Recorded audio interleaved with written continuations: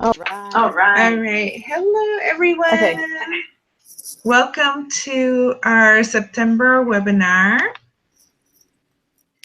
And we are going to get ready to start here in a little bit. I apologize. My computer decided to act up right before the webinar started and caused a little bit of a delay. So I apologize. And we will start waiting here, see if we can get some people to start showing up. It looks like a few have popped in. Great. Again, I just want to apologize. My system decided to go a little wacky right before we went live, and it held up the process a little bit. But we are here and ready to go. And thank you so much for joining us today for our September webinar. We hope that you will enjoy it, and we will, I think, be able to start now in the interest of time, given that we had a few technical difficulties this morning. So I will turn it over to Rebecca, let her introduce herself, and we'll start off on our way with the webinar. All right. Oh, I'm sorry. And one quick reminder before that, for the folks who joined us who maybe haven't done a webinar previously, everybody's muted, so feel free to use your chat to ask any questions or make comments. And I, as the moderator, will be reading those out for everybody. And feel free to interact, and we'll just keep going on throughout the morning. Thank you. All right. Okay, so hi, I'm Becky Tuttle, and I am so excited to spend the lunch hour with you. Today's webinar will focus on life, list, and the pursuit of happiness. And for those that are perhaps intrigued but a bit mystified by the webinar title, life list is the goal here is really to talk about goal setting and how to organize your life and your priorities to create a more positive balance and also perhaps increase your productivity and lead to a more balanced, happy life, both personally and professionally. Let's see if we'll try some screen sharing here and see if you can see some of the slides. Hopefully those are coming through okay. We'll kind of toggle back and forth. And we've already had some share of technical difficulties today, so hopefully they will be behind us. I do encourage everybody that is watching and has access to the chat function to be engaged and participate. And as we go through this, really more of like a workshop for you, if you're willing to share some of your thoughts along the way that we can share with the entire group via our illustrious moderator, then I encourage you to do so. My name is Becky Tuttle. I have several different hats. I am an instructor in the Department of Emergency Medicine at Oregon Health and Science University. I also am teaching an undergraduate anatomy and physiology class and am a lifelong learner in the PACE program at Portland State University. For those of you who are tweeting along, you can use the hashtag OWHE webinar, and that will sort of collect all of our thoughts electronically via the Twitter sphere. I do have a Twitter handle, and that is at Dr. Becky Tuttle, which you can follow me, you can message me, you can tweet about me, whatever you choose to do there. If you are Twitter naive, then just ignore this slide. So as you're coming into today's webinar, I reflect on my own life, both personally and professionally, and think about how sometimes it feels just like this chaotic Jackson Pollock painting, that it's splatters and chaos and disorganization, and it can be very overwhelming. There are also times when I feel like my life is a bit static and it could use a little reinvigoration. I don't know if anyone can relate to this, but perhaps you'll find some of the stuff that we talk about today a bit helpful. maybe then you can sort of reorganize and find your peaceful moment or future outlook, and find the process of organizing your life personally and professionally, and find it to be really more of a respite rather than a source of chaos. One of the books that I enjoyed reading was Who Moved My Cheese? I don't know if anybody out there has read this book, but I think it is a good talk about professional motivation, and gives you guidance for different personal approaches to tasks and the workflow. Author Spencer Johnson is, he actually, in an audio version of this book that I listened to recently, commented on how one of the most important points from the book was this idea of imagining new cheese. And part of it is adjusting to change and difference when you see new cheese, or someone moves your cheese, and do you just sit there and wait for new cheese to come to you, or do you go get the new cheese? But really, there's the idea of not being complacent and sitting there waiting for your same old cheese, but maybe going out there and seeking the brie and mozzarella and blue cheese. So as we think about looking for the future and goals, and first of all, configuring our life as it is now, but also what it can be in the future, just think about all the different cheeses that are out there. Now, there are a few different media sources or pop culture references that you may be familiar with the idea of a life list. Perhaps you've seen this not so highly rated movie with Jack Nicholson and Morgan Freeman, where they talk about their bucket list and ticking some of those things off of their life list before they die. There have been many newspaper articles or Chicken Soup for the Soul passages about creating a life list and really tackling those things that are maybe on your someday hopes. So today we're going to try to configure a way to bring those hopes a bit more to the forefront. So we start with a bit of introspection and reflection. And let's see if I can go back to me. I think hopefully you are seeing me. For this next portion of the brainstorm, I hope that you have a piece of paper handy. If not, you can minimize me and start typing away in a Word document. But this is part of an interactive portion of the webinar. When you find your piece of paper, think about all of the things that are items in your life. What occupies your brain space and is on your list of priorities, those things that tug you in different directions. A lot of times people will say this could be their family, their kids, their pets, that list of chores to do at home. Maybe it's your job, and the job could have many different facets within it. So it could be your personal productivity, it could be your relationship with your boss, it could be your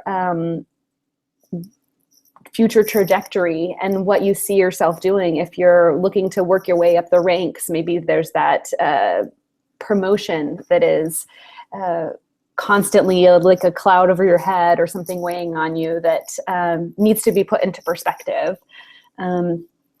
Sometimes it can be your health related to whether it's exercise, cooking, eating, dieting, whatever. And this is also where, if you are available to have access to your chat function, you can share what else is on your mind, and we can share with the rest of the watching community in our webinar today. Faith, spirituality, religion may be on your list. Hobbies, volunteering, finances, continuing education. Just start making that list. And I'll try not to talk as much while you're thinking. Give it a few minutes, and I'll put up a list of some to spark some ideas here.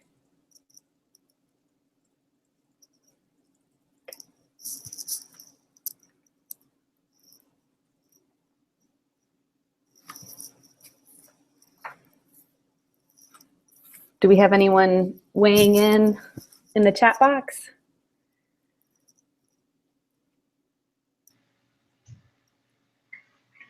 Not yet. Let's see if anybody else has some thoughts. Feel free to use your chat box, and I'm happy to read whatever you write. I know somebody earlier said that they loved Who Moved My Cheese.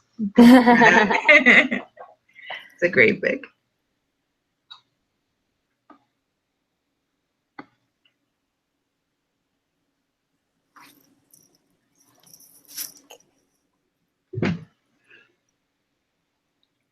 I think for me, okay, so I have buying a house. Oh, yeah, that's a big one. Health issues. Mhm. Somebody's writing a novel. Mm. It's exciting. I thought about that too, but I haven't taken that plunge. Can I retire in 2 years? My 6-month-old baby girl, or baby, I assumed it was a baby girl because I have one. I apologize. It might be a baby boy. And another one, should I buy a house? And stay connected with all friends and making new ones.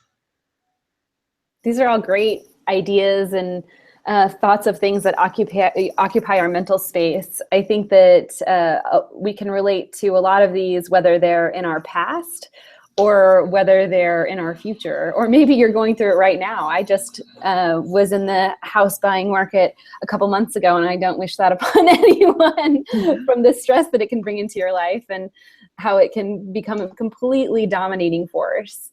Now that you have this list of brainstormed ideas of what weighs on you, or maybe as a source of joy and fulfillment, the next task that you'll do with these life things, before we even get to the life list, this is just really about conceptualizing who you are and how much of each thing you are. We'll start to prioritize those things. And so you may make some sub lists about, okay, these things that occupy my mental space kind of go in the home environment, whether it's the cleaning, the chores, the yard work, and maybe there's other work-related things, professional development things, educational things that may go in another sphere. So as you start to categorize and then also maybe prioritize where your life is divided. And I've done this exercise before with individuals, and they have asked, is this how my life is now, or is this how I want it to be? And that can be a very tricky question. So I would start with how your life is now to help get the list flowing.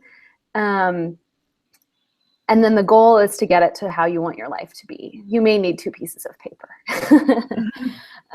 So when you have this list and it may be more of a mind map at this point. And I may show an example using a piece of paper here, and I'll do it along with you here.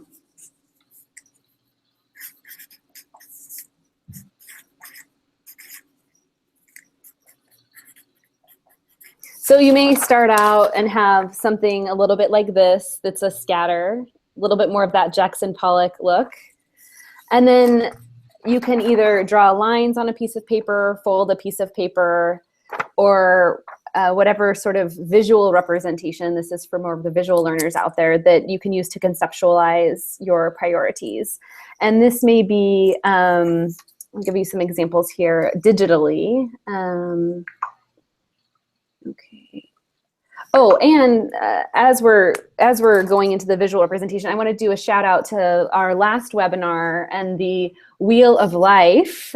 This topic was touched upon, and I'd like to kind of bring it back into in the forefront of your thoughts on how your life is divided, how you prioritize things. And this particular representation of the life wheel includes career, finance, personal growth, health, family, relationships, social life, and attitude. Other similar life wheels will include some of the other topics that were on the brainstorming list, or of course, whatever would be tailored to you. Another visual representation might be more of a Venn diagram where things are overlapping and you have different intersections of what is maybe something more personal, like your what you would consider to be yourself, versus home, which may overlap, and then there may be some outside aspects. Similarly with your work, what's in your control and what's out of your control. You may choose to do a pie chart where you have 100% of your brain space or 100% of your priorities and how you divide them, whether that's with your family, friends, job, whatever. And you may be a bit more linear than and think about different compartments. You may have a compartment of spirituality that's high up, and health that's maybe at your foundation upon which you've placed your home, and then you're balancing this idea of work and social aspects of your life. Okay, so hopefully you have some sort of visual representation, and now we're getting to the meat of the talk, which is setting goals. And there are lots of different mnemonics and goal-setting guides out there that assist with this process. I think a lot of you may be familiar with the mnemonic that we're going to go through today, but it's worth, I think, repeating, even if you've gone through creating an ideal goal. And we'll use the SMART or SMARTER mnemonic to sort of set good goals and create good goals. So for kind of the bird's eye view of today's webinar, we've talked about our priorities, we sort of compartmentalized our priorities, and now we're getting to a point where we can start thinking about the future and what you would want for the future. This is where the list can begin. I think that this is a very overwhelming process, and one of the best things to do is to take it like little chunks at a time. So if you've created either a chaotic Jackson Pollock-y type of a scratch on your piece of paper, or whether you've a nice linear compartmentalized drawing, pick one of those areas to make a list of maybe 5 to 10 goals. And these goals could be for the next year, they could be for the next 5 years, the next 10 years. And it sometimes helps to think about where you see yourself at those different times to formulate goals. So for those who are interested in buying a house, for example, you may start with maybe your 5-year goal, or maybe even the 1-year goal is first to pay off all your debt. And then maybe your 5-year goal is to build that down payment and sort out your finances, and then and start weighing in on the market and that sort of thing. And then maybe in 10 years, your goal is not only to have a house, but to have it fixed up and, be proud of your investment.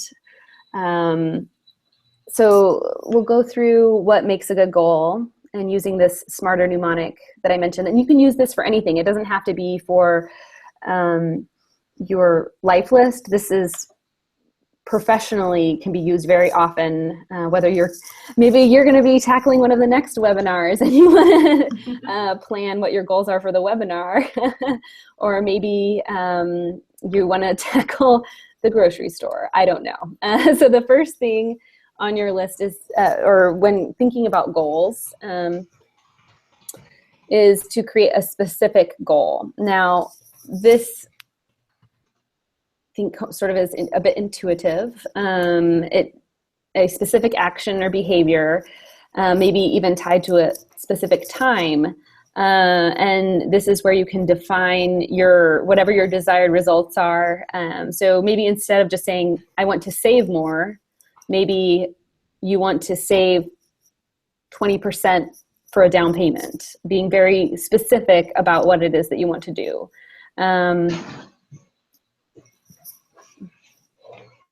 Okay, and as we're going through these goals, I encourage everybody who's watching to if you're willing to share some of the goals that you have been formulating in your own mind, I encourage you to share those with a group if you're willing, so that we can kind of hear from the community. M is for measurable, and this is a good way to gauge whether, or the degree to which you want to achieve this goal. So if you were to say something like, I want to lose weight, it might be better to say, I want to lose 1 pound a week for the next, 10 weeks, or I want to lose 10 pounds in the next 6 months, or something like that, that is both specific but also measurable every time you step on that scale. It could also be something that is related to, if it's related to a career, maybe you want to start getting more feedback about your presentations, whether it's in a meeting or in front of a class or whatever. And maybe your goal will be to receive 10 forms of feedback from participants. Okay. Have we heard anything from anyone yet about their goals as we're going through this? No, not yet. Oh. Am I muted? No, I'm not muted. Sometimes I mute myself and forget. No, not yet. Okay. So we welcome you to share your thoughts. Okay. All right. So we'll go back to going through our SMARTER goals. So we have specific and measurable, achievable. And to have an achievable goal, this is something that is within the realm of possibility that is attainable. So if your goal were to be a pilot, or to be, maybe let's just say a pilot, then, but you are either afraid of heights, or maybe get terrible motion sickness, or maybe you don't have your college diploma yet, and that's what you're working toward. There may be a step either on the way to that big goal, so it's not readily achievable, or it just may not be the right goal for you. And so thinking about something that is, which actually I think this goes hand in hand with, I missed one. I left out realistic. Well, just envision that there's an R here. So R is realistic. I think achievable goes hand in hand with realistic, which is that one of the most important characteristics of goal setting is to be realistic about whether or not this goal is attainable or even possible. So, you ask any 7-year-old what they want to be when they grow up, and you may get a handful who say they want to be the president. Now, that might be achievable. It is a bit of a stretch. So for that 7-year-old at that time, it may not be the most realistic goal. Not to discourage those types of goals, but for the purposes of your life list, I think it's important to be realistic about what is within the realm of possibility. And some people may, say they want to be a millionaire by the time they're 30, and that may not be, maybe sure for some it's achievable, but it may not be a realistic if you're still going toward a master's or PhD or something like that. And then finally, T is timely, and this is a very important part of goal setting in general, to have essentially a deadline. This is, the mark of a successful ending, and if the goal is discrete and timely, the chances of achieving that goal and being able to mark and celebrate your success is all the more apparent. So again, this idea of having maybe a 1-year, 5-year, or 10-year goal and putting a time on it is a very strategic way of goal setting, and also taking a big goal and breaking it into digestible chunks. You can celebrate successes along the way.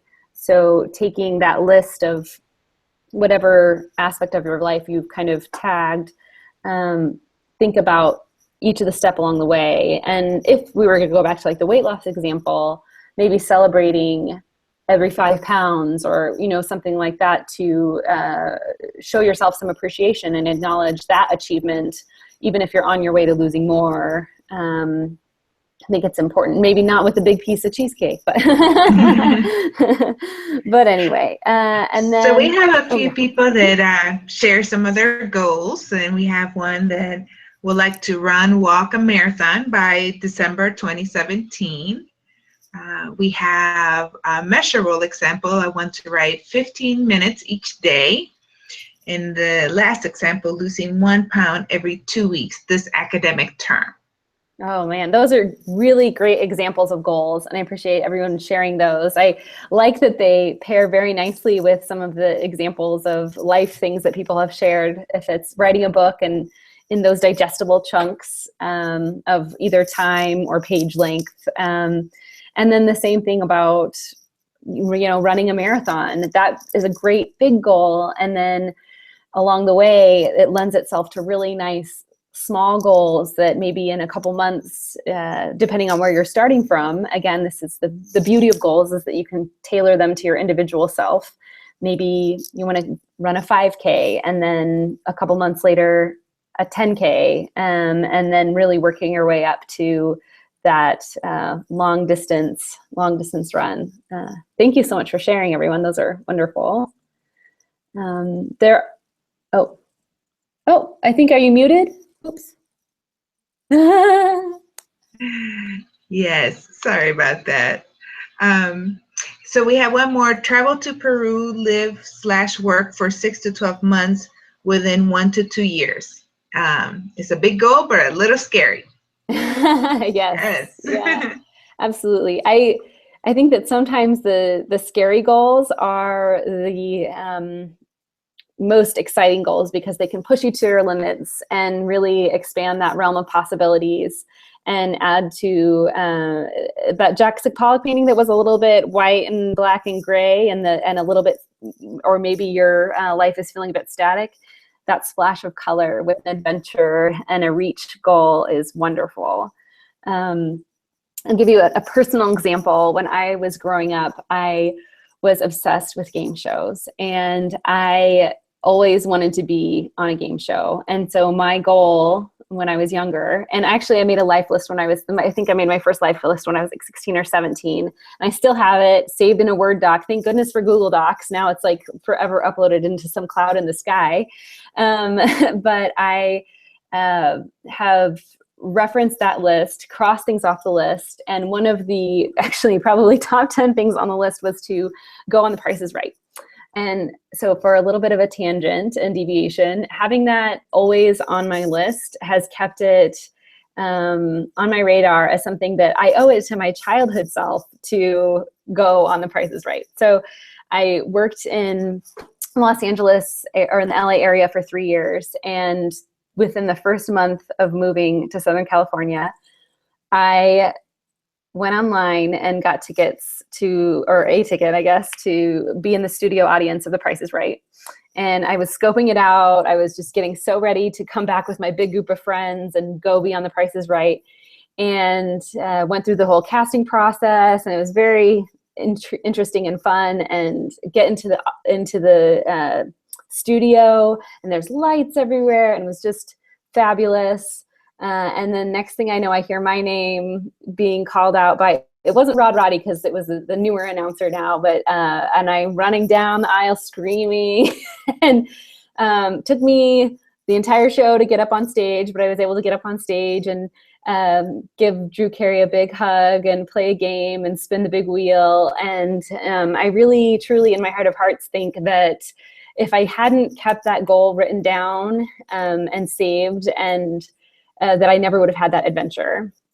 And so that's one of the things that has allowed me to respect my own life list, and why I think it's important, even if you are not 17, which I certainly am not anymore, but it's never too late to make a life list and think about what dreams you have for the future. So then so just to finish the mnemonic, we have SMART, SMART, but then there's also SMARTer, and there are a couple other letters that I wanted to go through. E is for evaluate, and this is especially if you set staged goals. Going back to your list and actually checking them off the list. Personally, what I do is I put a date by each item that I check off my life list so that it stays on my list. It has a slash through it, but it says the date that I achieved that goal. And that to me it's so fulfilling to look back and say, okay, of the 10 things on this list, I've done 4 of them, or whatever the case may be. And allows still some celebration of what you have done, and keeps the momentum going for sure. Finally, the R of smarter is to record and readjust depending on which source you go to. Record, this is what we're doing today, writing it down. I again encourage you to keep it in a electronic version so it doesn't get lost. And putting it in a cloud, a drive, whatever, a phone note or something like that. So it's both accessible, but also can be modified, but you can access it kind of from anywhere, I think is a good way to keep your goals handy. And then readjusting and understanding that maybe when I was younger, I wanted to be a Supreme Court justice, but lo and behold, I ended up in medical school, and that's just not going to happen. Allowing yourself the flexibility to tweak that list and tailor it to what your new goals and priorities are, because this is a very, malleable life, and you will change and grow as a person as you check things off the list. So give yourself that freedom to readjust your goals. And that sort of brings me to the conclusion of the meat and potatoes part of the, or perhaps tofu and chickpeas part of the talk. And so I am curious if we have had anybody else chime in with their goals and along the way.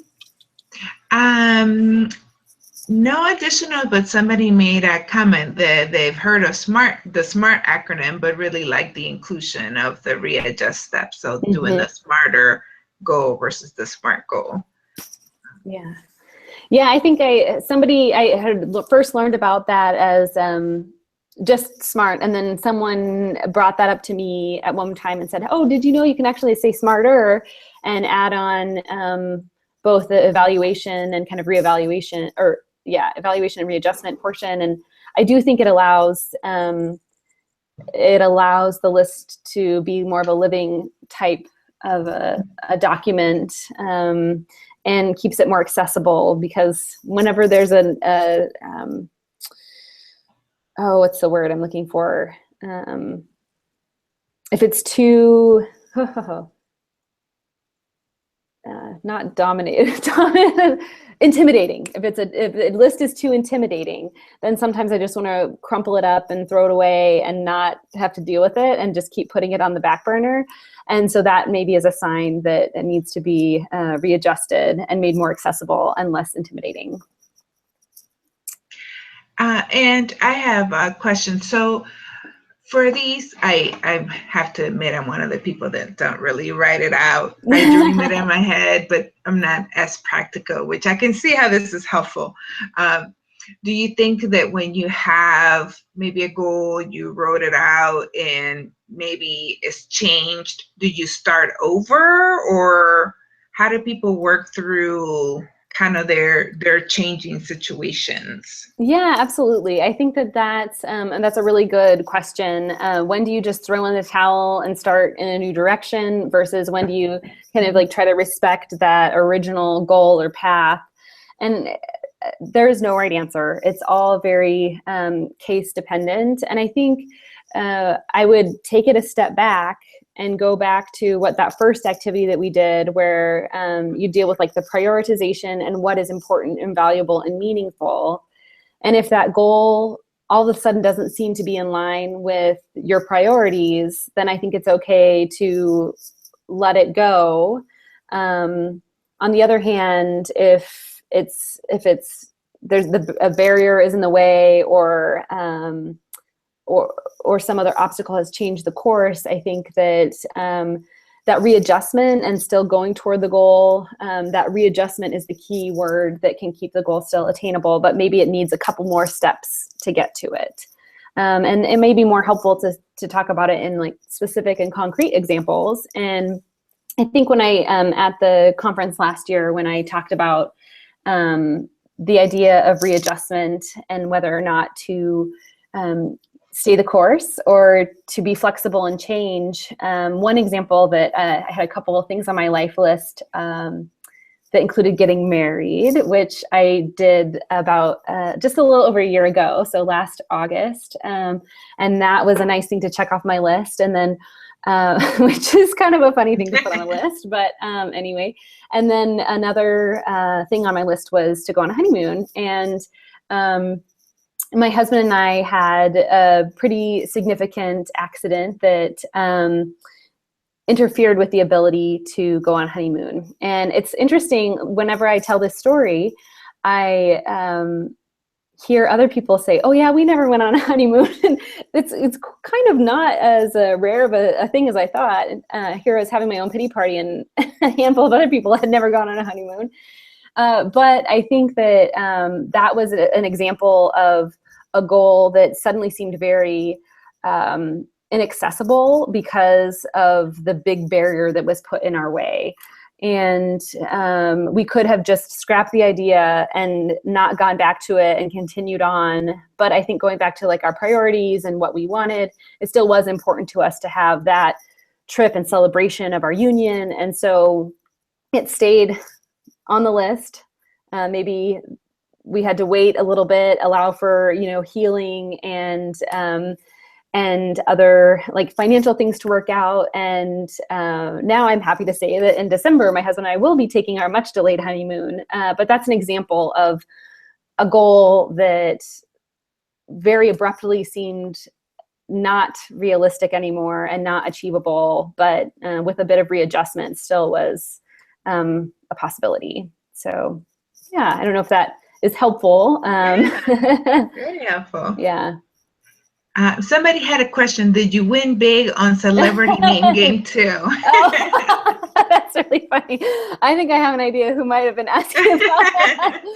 So yeah, actually, the nice thing about this is okay. I'll say that goal of going on The Price is Right, it exploded into this like obsession with game shows, and so that keeping that on my life list spiraled into going on Let's Make a Deal, and then on the show Celebrity Name Game. And with each on The Price is Right, I won a monetary prize, and then I did spin $1 on the wheel. Yes. But then the guy behind me outspun me. On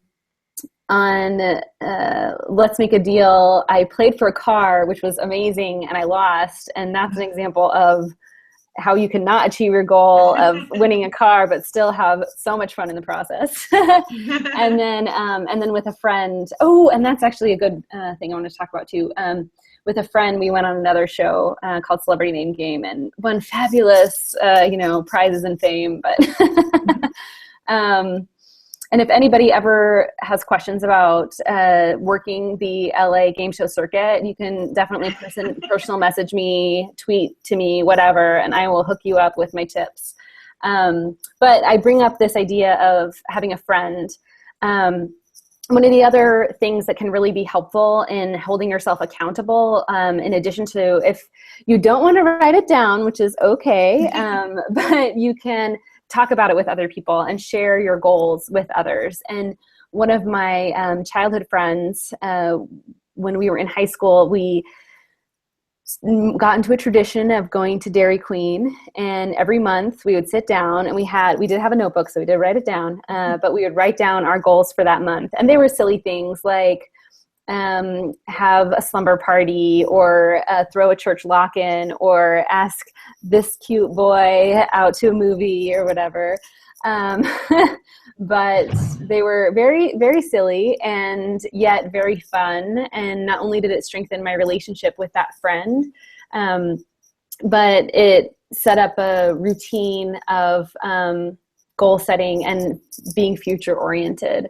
And every month we would reflect on the previous month's goals and see what we did and what we didn't do. And then we would set a new set of goals for the next month. And I still, not every month, but every maybe once or twice a year, get together with this friend, and we say we do our goals, and it's a thing. So if you find a friend, whether it's a coworker, a significant other, or, you know, whomever, I encourage you to find that person. And I think your goals will not only be a bit more achievable and you'll have that motivation, but I think it will strengthen your relationship with that other person as well. I'm completely impressed with that. When I was a teenager, I wasn't even thinking about any kind of goals. So very impressed. We have another comment here. Somebody made, sounds like resiliency is important in goal setting as well. Yeah, absolutely. Absolutely. I think that's a really great point. And I think that maybe there would be even another R, and that would be sort of that reflection upon either the goal not yet achieved or the goal achieved, because that process of working toward something that is so hard, whether it is running that marathon, I think that there are times when the barriers will seem, you know, too insurmountable, the obstacles too high or whatever. And that resolve and that resiliency will be hard to come by. And so rallying the troops, whether it's revisiting a list, maybe creating a smaller goal in the way, getting a friend or confidant to help push you through. There are lots of different strategies to kind of bolstering that resiliency. And I'm sure there are many more out there that we aren't discussing today. The rewarding yourself, and just enjoying the process and being proud of yourself, that even those goals that you may not achieve, I tell you what, for whoever is going to run that marathon or half marathon or whatever, putting on your shoes and showing up at 5 a.m. or whatever it is, you've already achieved a very impressive goal from my standpoint. And so good for you. If even that, you know, finish line seems too far or too hard to reach, just signing up and getting there to the start line is a goal in and of itself. So yeah, I think that's a really good point about resiliency. I had a goal of doing a 10K, and I did it a while back, and I was the last person. But I consoled myself by telling myself that I was the first Puerto Rican to finish. So I might have been the last one, but I was the first Puerto Rican, and I just went with that. That's how I sold it. I know. I think that's great. And I think that the amount of like resolve and like humility and, you know, just determination it takes even to be last. First of all, you're way ahead of everybody that's at home sitting on the couch and not doing it. But it's the what it does for you personally, physically, and it's just, I mean, that's a really great story. And yeah, it's good to be the first Puerto Rican too. I like that. So we have a comment. This is an important point: honoring the work you did achieve, even if you didn't make your ultimate goal. Mm-hmm, mm-hmm. I think that is, yeah, I'm glad that that's resonating with others. I think that that is an important part. And then once you get to that point where, okay, you've achieved your goal, it's checked off the list, then it's time to kind of go back to the beginning and think about, okay, now that I am here, I've gained these life experiences, I have grown as a person, I feel like a super amazing, strong woman or man, or, you know, probably women since we're, but both taking pride in those, but then also using them as a platform upon which to set, you know, round 2, round 3, I think can be a very exciting prospect. And just think about, from a professional development standpoint, applying some of these strategies to your professional life, the fulfillment that can come from working your way up the staircase or ladder or whatever escalating landmark you choose to use. Yeah. Okay. Any other questions or comments that anybody has? Please use your chat box and share with us. And any other last thoughts, Becky, as we begin to wrap up? Yeah, no, I think that I think this is just one of many different strategies for personal, professional development and goal setting and prioritization.